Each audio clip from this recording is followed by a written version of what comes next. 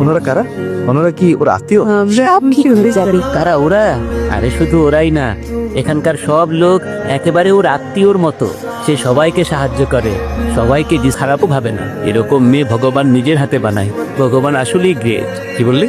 আরে ভাই, আমাদের মতো খারাপ মানুষের মধ্যে ও পবিত্র আত্মা। ভগবান আসলেই গ্রেট। যা, তোর কাজ শেষ, ভাগ এখন।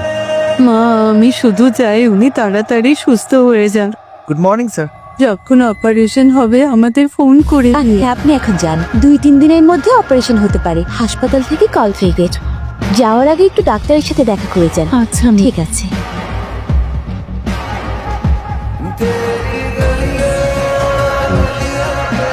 কেমন আছেন?